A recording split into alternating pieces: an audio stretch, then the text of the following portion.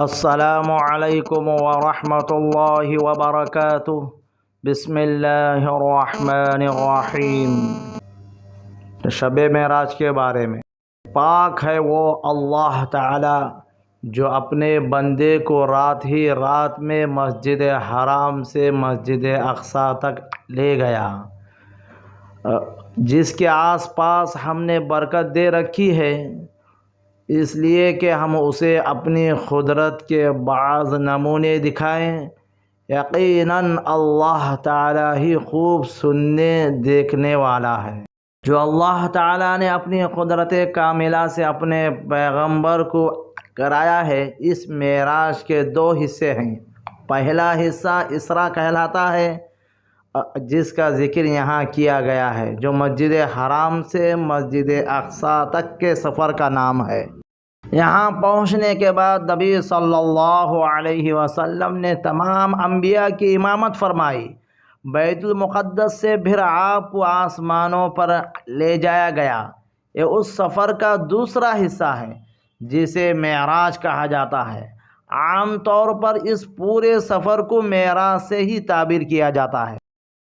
معراج سیڑھیوں کو کہتے ہیں۔ یہ نبی صلی اللہ علیہ وسلم کی زبان مبارک سے نکلے ہوئے الفاظ، مجھے آسمان پر لے جایا گیا یا چڑھایا گیا۔ اس سفر کا یہ دوسرا حصہ پہلے حصے بھی زیادہ اہم اور عظیم الشان ہے، اس لیے معراج کا لفظ ہی زیادہ مشہور ہو گیا۔ اس کی تاریخ میں اختلاف ہے، ہم اس میں اتفاق ہے کہ یہ ہجرت سے قبل کا واقعہ ہے۔ بعض کہتے ہیں 1 سال قبل اور بعض کہتے ہیں کئی سال قبل یہ واقعہ پیش آیا۔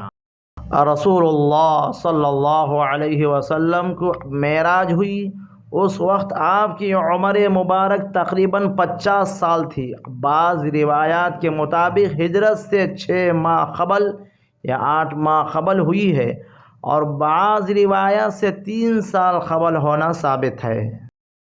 دن، تاریخ اور مہینے کے سلسلے میں یہ روایات مختلف ہیں۔ بعض کتابوں میں سنیچر کا دن ہونا ثابت ہوتا ہے، اور مہینے کے سلسلے میں ربیع الاول، ربیع الآخر، رجب، شوال و رمضان وغیرہ۔ مختلف اقوال زیادہ مشہور ہیں۔ 20 پر 7 رجب ہے، 27 رجب ہے۔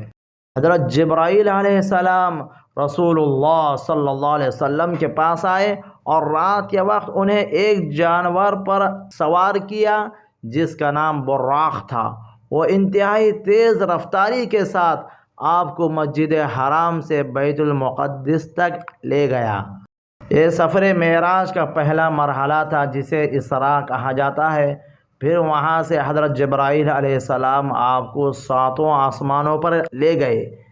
ہر آسمان پر آپ کی ملاقات پچھلے پیغمبروں میں سے کسی پیغمبر سے ہوئی۔ اس کے بعد جنت کے ایک درخت سدرۃ المنتہا پر تشریف لے گئے اور آپ کو اللہ تعالیٰ سے براہ راست ہم کلامی کا شرف عطا ہوا۔ اسی موقع پر اللہ تعالیٰ نے آپ کی امت پر 5 نمازیں فرض فرمائی۔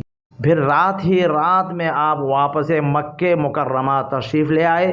اس آیت میں اس سفر کے صرف پہلے حصے کا بیان اس لیے کیا گیا ہے کہ آنے والے تذکرے سے اسی کا اتفاق زیادہ تھا، اور حقیقت یہ ہے کہ انہوں نے اس فرشتے کو ایک اور مرتبہ دیکھا ہے، اس بیر کے درخت کے پاس جس کا نام سدرۃ المنتہا ہے، اس کے پاس جنت المأویٰ ہے۔